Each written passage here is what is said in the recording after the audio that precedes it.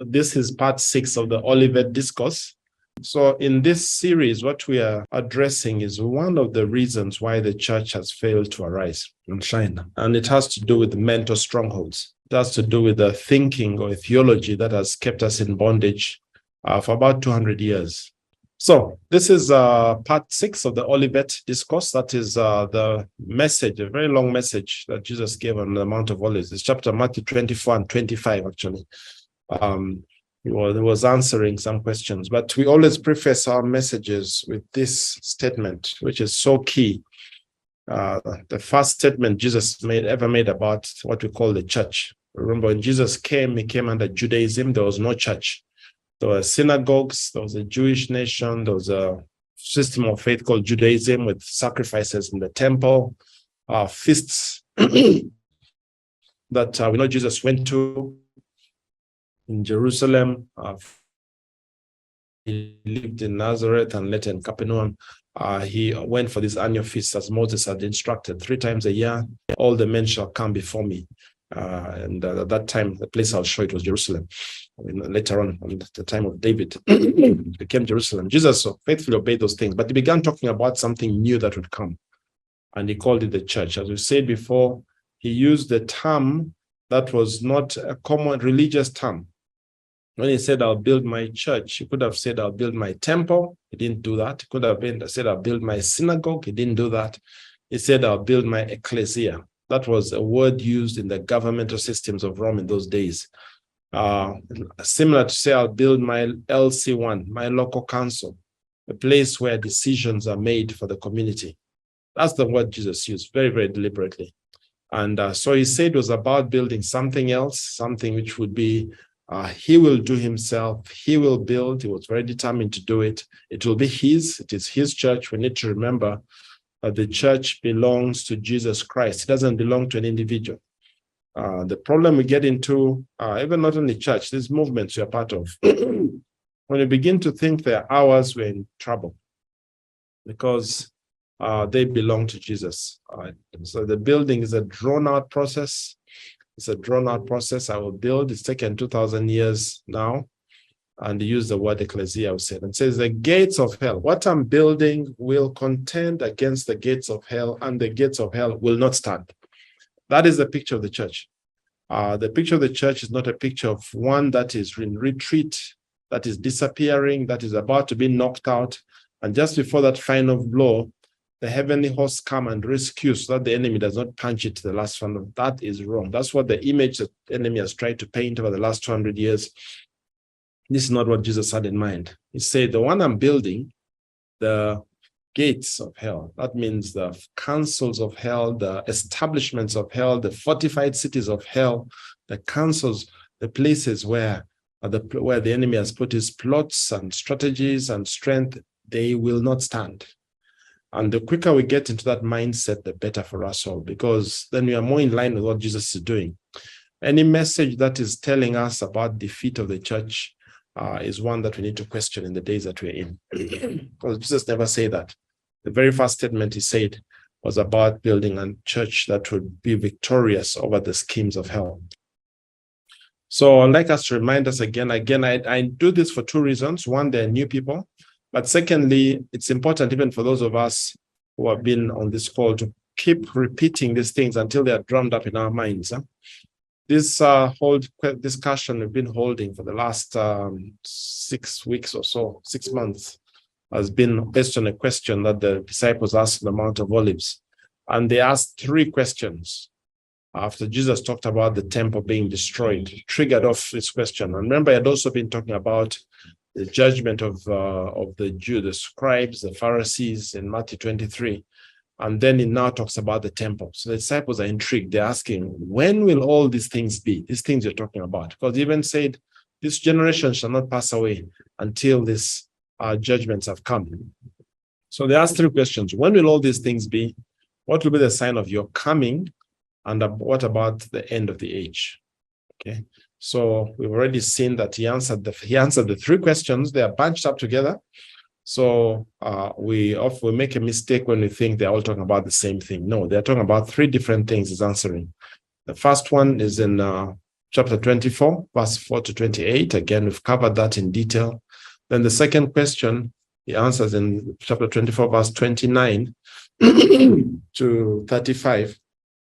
And the final bit, which we'll just touch on today, is he answers the third question about the end of the age in Matthew 24, verse 36, up to chapter 25, verse 46. So it's a very long, that last bit is a very long answer about the end of the age.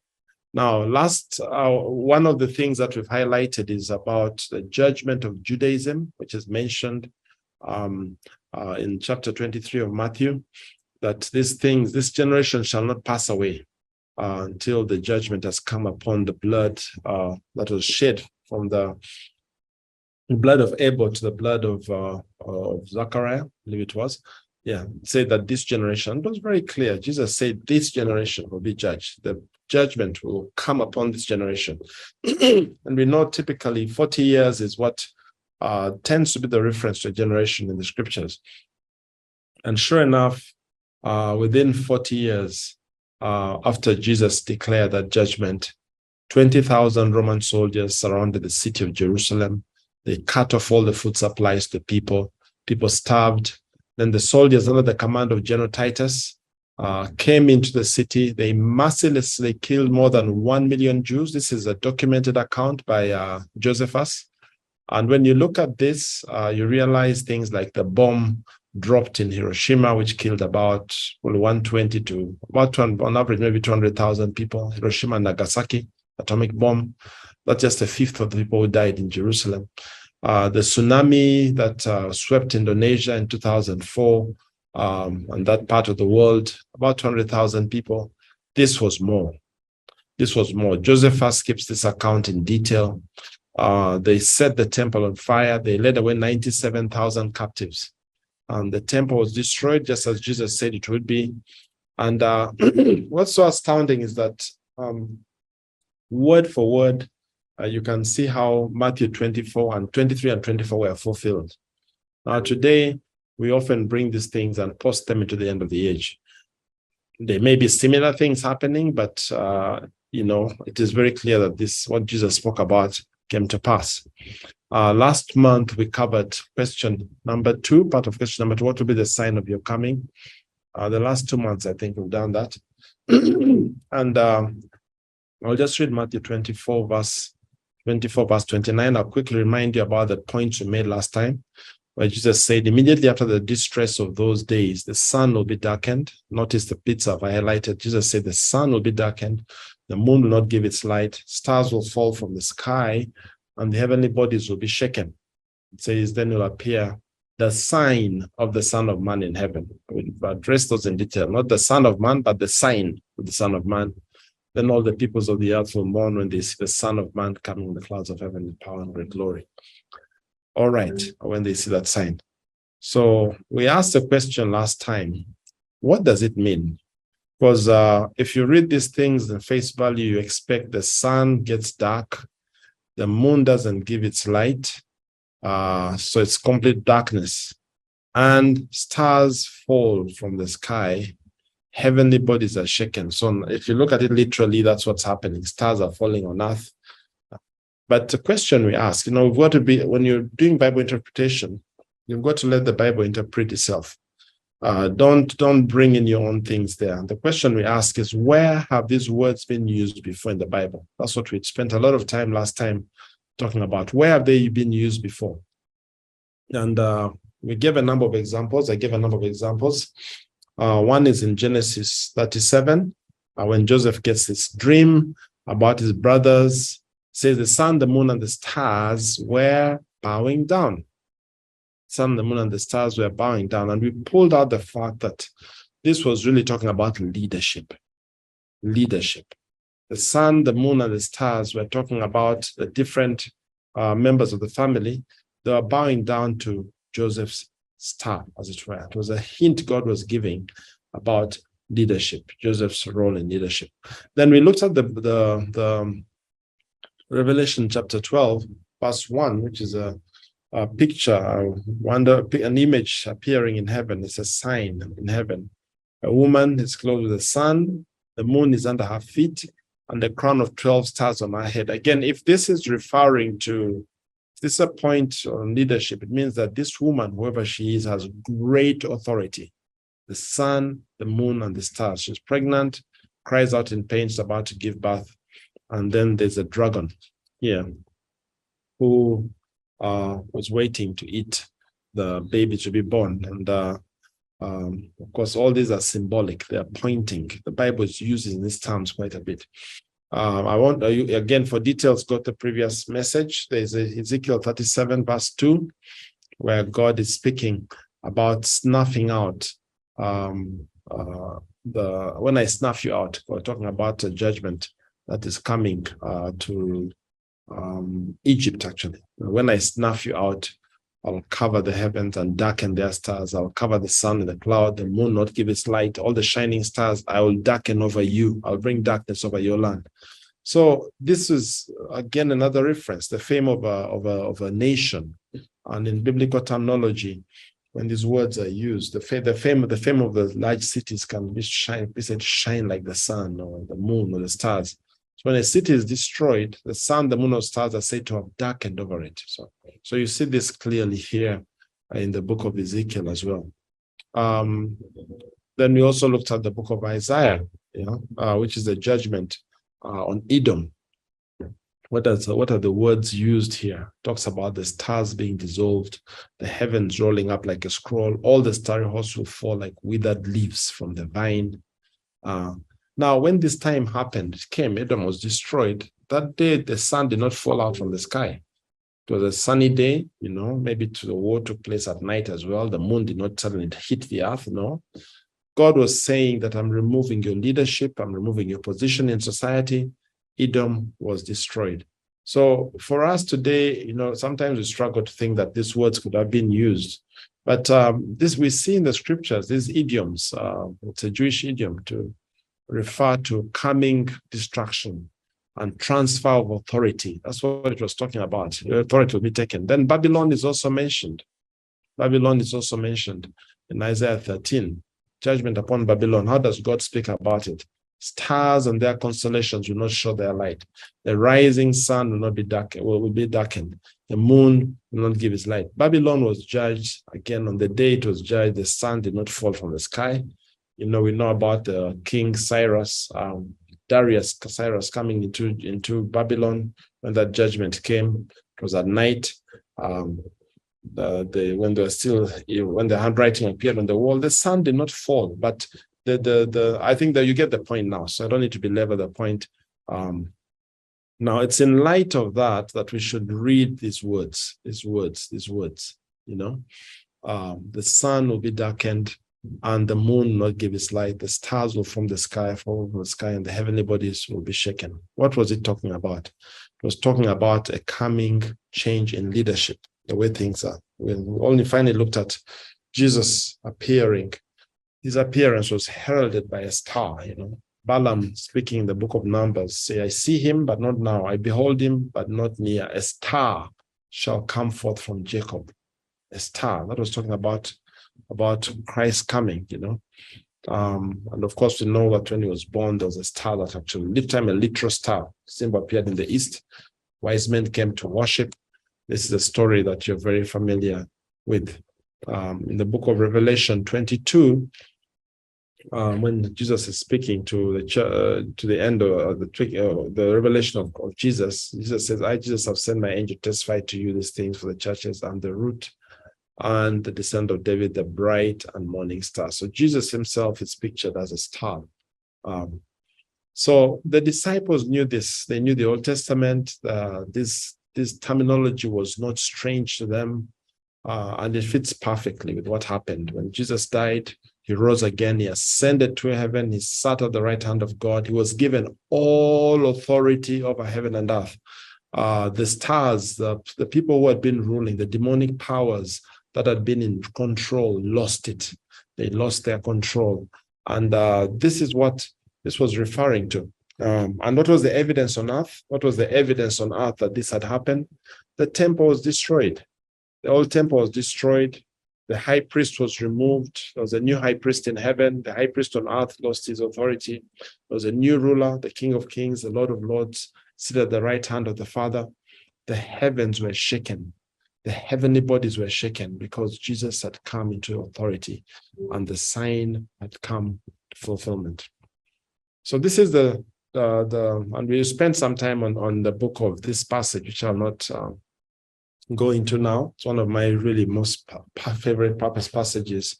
The day Jesus comes, the vision that Daniel is allowed to see on the day that Jesus was given authority, how he's escorted.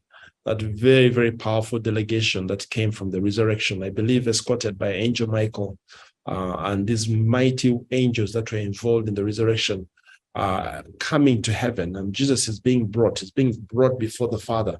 And, and he's being given authority. We had a prayer time on a few days ago on Revelation chapter 5. This is when these scenes happened, No one was worthy to open the scroll, but Jesus is found, is brought into the scene. And because he has paid with his blood, he's able to open the scroll. So the powers were shaken. Powers in heaven were shaken. Amen. So, but I thought I should just go over that again before we continue today. Now we continue with Matthew 24, verse 31. And it says, and he will send his angels with a loud trumpet call, and they will gather his elect from the four winds, from one end of the heavens to the other. Now learn this lesson from the fig tree. As soon as its twigs get tender and its leaves come out, you know that summer is near. So even so, when you see all these things, you know that it is near, right at the door. Truly, I tell you, now listen to this carefully. Truly, I tell you, this generation will certainly not pass away until all these things have happened. Now, remember, Jesus was talking to people who were there physically, who were alive, and he had been referring to this generation and a few times before. And he's saying that the things he has said, this generation will not pass away. So we need to be, as we look at interpreting what Jesus said, we know it's a lot of the interpretations that I've supported futurist dispensational view. I've come to find different ways of interpreting. It just was very clear, saying that the things that I've spoken about, this generation will not pass away. Then he caps it by saying, heaven and earth will pass away, but my words will never pass away. Now, when you first read this, and even myself over the years, many, the people would think that this can only speak of the return of the Lord at the end of history. But I want to ask, could there be another meaning? And I'd like you to consider the words I'm about to say and think about them. This is really to challenge our thinking. We want to make sure the shackles that have tied our minds concerning the return of the Lord can be broken so that we can become all that we are meant to be. Now, note verse 34, which is on the screen there. It says, after saying all those things, the fig tree, after talking about the angels going out, it says that this generation shall not pass away until all these things have taken place. Okay. So this verse is descriptive of one of the things that would happen within the span of one generation. The generation that was hearing those words around AD 33 or somewhere there, right? Saying that generation which lived probably another 40 years, 87, so that all these things would happen. So how else can we understand this? As we've said, Jesus sat down on his throne. He received all authority. It was given to him in heaven and on earth. And we've just noted everything changed the moment Jesus came into his kingdom. So the question, what's the sign of your coming? As we saw in Daniel chapter 7, we usually think of his coming to earth. But if you look at what Daniel says, I saw one coming with the clouds of heaven. Where was he going? Was he coming to earth or going to heaven? And if you read that passage carefully, it was him coming into heaven. He was coming to receive a kingdom. And that scene happened in the heavens. So it talks about the blowing of a trumpet. Again, what does the blowing of a loud trumpet mean? It's a very big announcement. It's a very, very big announcement. Now, question, was there a big announcement that was made? Was there a big announcement? And the answer is yes. If you read the book of Acts faithfully, we realize that the early church initially struggled. They thought that the gospel was only for the Jews. Probably 10 years, we don't know exactly how long, but the time came when God began to make it so clear that this news, this people becoming his people was not only limited to the Jews. Acts chapter 10, Acts chapter 9, we see Paul is confronted on the road to Damascus and is given his life mission, which is to reach the Gentiles. Acts chapter 10, we see Peter in Joppa being told to kill and eat, and being told that what God has declared clean, he should not declare unclean. And remember, there was not even an angel involved there who appears to Cornelius and tells him to get some men to go and pick Peter. What was the announcement? The announcement was that the time has come for the angels of God to gather the people from every nation, not just from Israel. No longer were the people of God only from Israel, but because of the events that happened in the heavens as a result of Christ's death and resurrection, they were to go into all the world. And also remember, the Great Commission was already going to all the world and preach the gospel. They did not do that. God had to send persecution in Jerusalem to push them out. And even then, when they moved out, they were not. It took a while for the council in Jerusalem. In Acts 15, that's when the council in Jerusalem finally sits and questions Peter, and they examine the coming of why are the Gentiles coming in. The announcement had been made that now the people of God would come from every nation. Okay? No longer was the Jewish nation the only people allowed within a covenant relationship with God. There was a new man, a Jew and Gentile together, and Jesus is now the shepherd who's gathering his sheep from across the world. That's another way we can understand that, especially in light of the fact that in verse 24, he says that this generation will not pass away until all these things have happened. Otherwise, if you push it to the end of the age, then you have a problem in verse 24. What does it mean? What does it really mean? So think about that. I'll just make a comment about the fig tree as well. It says, now learn this lesson from the fig tree. As soon as its twigs get tender and its leaves come out, you know that summer is near. Now, there is an interpretation that ran around for some time, and I think I even taught it myself. That was saying that the restoration of Israel in 1948 marked a generation. That from that date, many books written saying within a generation Jesus is coming back. So we are now 75 years since Israel was restored, and I believe Israel has a place in the plan of God in the last days. And God restored it, God preserved it, God has a plan for it. But the question I'd ask is, if those words we're talking about a generation from 1948, we have a problem.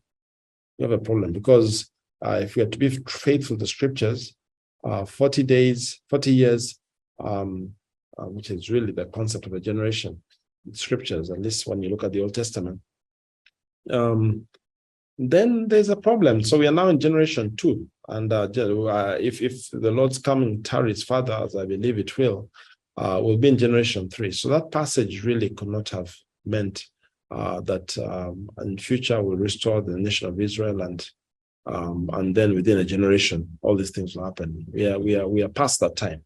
So to understand this, let's just try to imagine you're with Jesus sitting on the Mount of Olives. You're looking at Jerusalem, you're looking at the temple.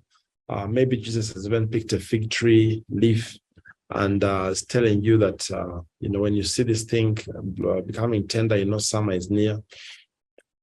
One thing that this could actually be referring to is just the fact that once you see these things happening, you are sure that the other things are going to be followed. The other things are following.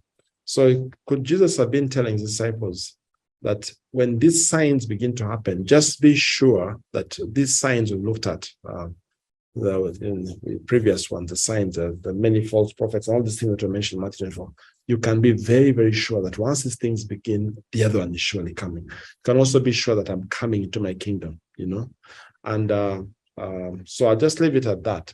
I'll leave that one at that. Now, let me begin to introduce something else that will be the main focus of discussion in our next message, in our next meeting, which really should end the OLIVET discourse. Again, reminding us that there were 3 questions that were asked by the disciples as they sat on them and they looked at the temple. When will all these things be? Number 1. What will be the sign of your coming? And finally, the 3rd question, what about the end of the age? So now remember, there are 3 things. Let me just go back so we don't get confused. When will all these things happen? What things? He had talked about the judgment on the Pharisees, woe unto scribes, woe unto Pharisees. That's the whole of chapter 23. He had talked about this, the temple being not left one stone stand on the other. Remember a few days earlier, he had wept up over Jerusalem and said, Jerusalem, Jerusalem, the one that, persecutes the prophets. I'm paraphrasing. Then they say the day is coming when there will be no stone left. When the enemies will surround you and dash your children against the rock. So, because you don't recognize the day of your visitation. So this thing had been hanging around, these last few days. It's just been saying. So now they get him and they say, when will all these things happen? And what will be the sign of your coming? Now, we've addressed those. Okay. So now we are going to address the 3rd question. Or the end of the age. Okay. And that is addressed from verse 35, verse 36, actually, all the way to chapter 25, verse 46. Okay. And now he begins to talk about the day and the hour. Remember, before this, he had told them what would precede. He says, the day and the hour, about the day or hour, no one knows.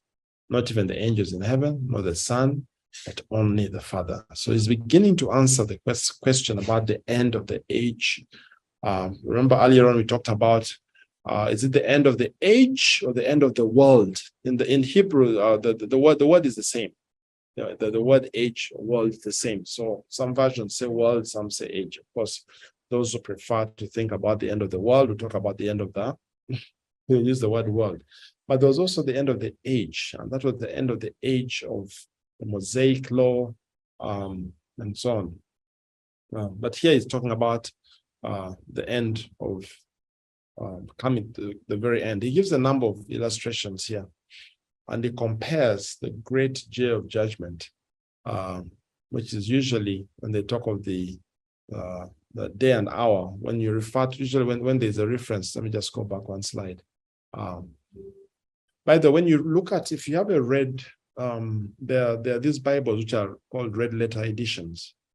This is an edition where all the words of Jesus are printed in red. If you have one of those and you open chapter 24 from verse, you'll find that all these letters are read. The whole of chapter 30 is just one continuous discourse. It's a very long discourse, which has been divided in chapter 34, 24, 25. But Jesus is answering the question from verse 35 about the end of the age. And he's just said that everything that is preceding verse 34, everything that has happened at that point says, that should happen in that generation. Okay.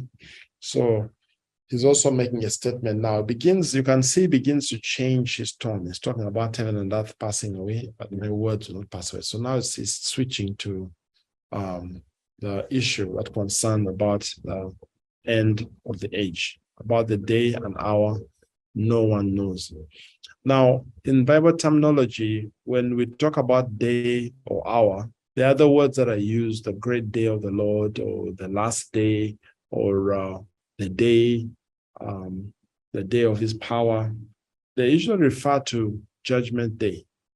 Not just any judgment day, but the great judgment day when God calls people to account at the end of the world. There's so many scriptures that refer to that. We've said before that God is a judge, but like we do in our institutions now, you have summative exams, which are the final exams, then you have the formative exams, which are the continuous assessments. So God continuously assesses When Jesus was alive, he said, "Woe unto you, Caesarea, woe unto you, Chorazin, woe unto you." Those cities were big cities at the time, but the day of judgment came and they were judged. So when they went through progressive assessments, they failed. But then there's a great final day of judgment. And this is the topic of the rest of this passage. So we shouldn't confuse it with the beginning part. This is the topic of the rest of chapter 20, Matthew 24 and chapter 25. So now we're going to see, I'm not going to go into detail now, but in the next message, we shall touch this very briefly, because it compares the final day of judgment with about 7 different things. Number one, it talks about Noah's flood. And there are a number of themes that are recurring from now on as it talks about the great judgment day. That is in Matthew, in verse 37 to verse 39, it refers to Matthew's flood. Then it talks about 2 men in a field, verse 40 to verse 41. Then it refers to a thief in the night, verse 42 to verse 44. Then he also talks about a man returning to get accountability. Again, this is still in chapter 24, verse 45 to 51. And then it talks about the groom returning for his bride. In chapter 25 now, verse 1 to 13. And then it talks about a master returning to see how his servants used their talents. And finally, he ends this teaching by talking about the Son of Man coming in glory with all the angels and then the nations being gathered before him. So now this is the genre. So we're talking about the great final day judgment. And that's how he breaks it down, or the examples that he gives.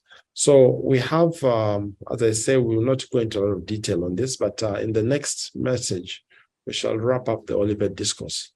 It's my prayer that as you've gone through this, you've got a deeper understanding of Matthew 23 and 24. This is one passage that the enemy has used so much to, every time there's an earthquake, every time there's a disaster in the world, it is the end times. It is the end times, you know. There's a famine, it's the end times. These things have been going on for thousands of years. You know? But we are so hung up on the end times that everything that happens is the end times. And the resultant thing is we don't move. Because so what? If the end is coming anytime tomorrow, why should I bother? Why should I bother building something for the next generation? After all, the end is coming. So should I arise and shine, or should I just sit and wait? There are religious groups that have had 50-year plans. And, you know, we used to hear these things, you know, like 30 years ago, and they sounded so distant. 20 years ago. Well, time is moving, and we can see the evidence that these groups are gaining ground because they have had a long-term vision, long-term strategy, and they are moving on it. Where is the church? The church has been too focused on leaving the earth, too focused, no plans, no long-term plans for education, no long-term plans to enter into business and dominate the business world, no plans to raise sons and daughters to go into government, no plans, because we are leaving. So what's the point? If we are leaving tomorrow, why should we bother doing all this stuff? And this is something God is correcting now. The return of the Lord may be 100 years from now. Sorry to disappoint some of you. What have we been told? Occupy until I come. We've got to free our minds of these shackles and begin to think long-term. There are things that will only happen when you think long-term. How long does it take to raise a generation, a new generation? You're talking about at least 40 years.